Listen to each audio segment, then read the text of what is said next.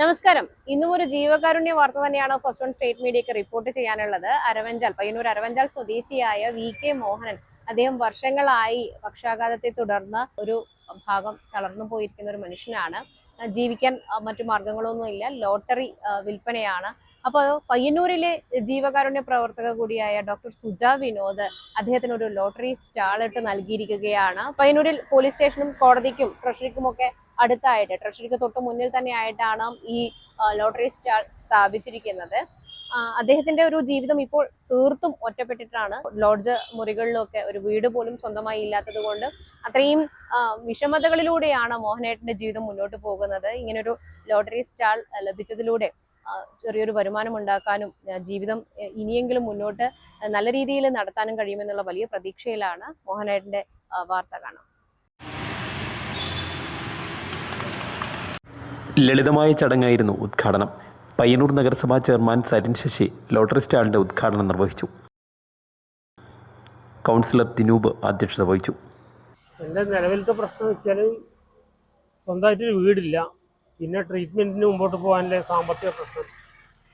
അതുകൊണ്ടാണ് ശരിക്കും ലോട്ടറിയിലേക്ക് ഇറങ്ങിയത്. ഇതുപോലുള്ള ആൾക്കാർ ഈ ഏട്ടനെ സഹായിച്ചിട്ടാണ് ഞാൻ മുമ്പോട്ട് പോയത്. ഇപ്പം ഡോക്ടർ അങ്ങനെ കുറേ ആൾക്കാർ, പേര് പറഞ്ഞാൽ തീരാത്ത അത്ര ആൾക്കാർ എൻ്റെ സഹായിച്ചുകൊണ്ടിരിക്കുകയാണ്. ഇപ്പോൾ ഞാൻ എറണാകുളത്താണ് ജോലി ചെയ്തുകൊണ്ടിരുന്നത്. അവിടെ ഒരു രാജധാനി പാഴ്സൽ എന്നുണ്ട്, കണ്ണൂരുകാരനായ മുതലാളിയാണ്. അസുഖം എന്ന് പറഞ്ഞാൽ കുറച്ച് കഴിയുമ്പോൾ മുതലാളി എന്നെ നൈസായിട്ട് ഒഴിവാക്കി. ഇപ്പം എറണാകുളത്ത് തന്നെ ഇല്ലേ ഉഷ കമ്പനിയിലുള്ള ആൾക്കാരെ എന്നെ ഹെൽപ്പ് ചെയ്തുകൊണ്ടിരിക്കുന്നത്. ഇപ്പം പയ്യന്നൂർ KM ലോഡ്ജിൽ താമസിക്കുന്നത്. ഡെയിലി 300 രൂപ വാടകയാണ്, മാസം 9,000 രൂപ വാടക കൊടുക്കുന്നത്.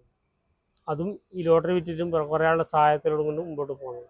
ഞാൻ ഡോക്ടർ സുജ വിനോദ്. ഞാൻ ഇന്ന് ഇവിടെ നിൽക്കുന്നത് വടക്കേടത്ത് മോഹനൻ്റെ ഒരു ലോട്ടറി സ്റ്റാളിൻ്റെ ഇനോഗ്രേഷനുമായി ബന്ധപ്പെട്ടാണ്.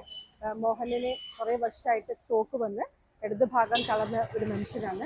വളരെ ബുദ്ധിമുട്ടുള്ള ഒരവസ്ഥയിലാണ് ഞാൻ കണ്ടത്. അദ്ദേഹത്തിന് ലോട്ടറി നടന്ന് വിൽക്കുന്ന ഒരു ജോലിയായിരുന്നു. അപ്പോൾ പിന്നെ അത് മഴയൊക്കെ തുടങ്ങിയപ്പം നടക്കാൻ പറ്റാത്ത അത്ര ഒരു ബുദ്ധിമുട്ട് വന്നപ്പം ജീവിക്കാനുള്ള ഒരു സാഹചര്യം ഇല്ലാത്ത വന്നപ്പോഴാണ് ഈ ലോട്ടറി സ്റ്റാള് ഞാൻ ചെയ്തു കൊടുത്തത്.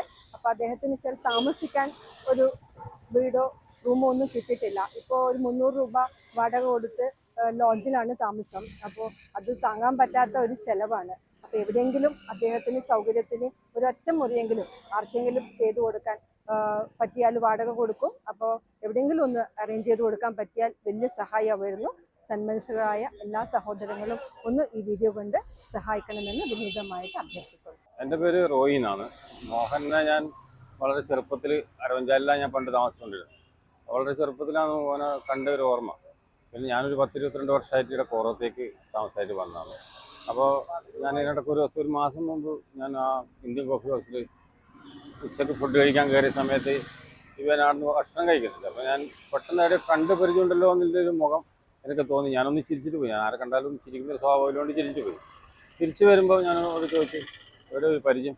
അപ്പം മോഹനോട് ചോദിച്ചു, നിങ്ങൾക്ക് എന്നെ അറിയാം? ഞാൻ പറഞ്ഞു, കണ്ടു പരിചയമുണ്ട്, ഞാൻ അറിയിച്ചാലും മോഹൻ. അപ്പോൾ പെട്ടെന്ന് ഞാൻ ഓർമ്മിച്ചെടുത്തു ആളെ.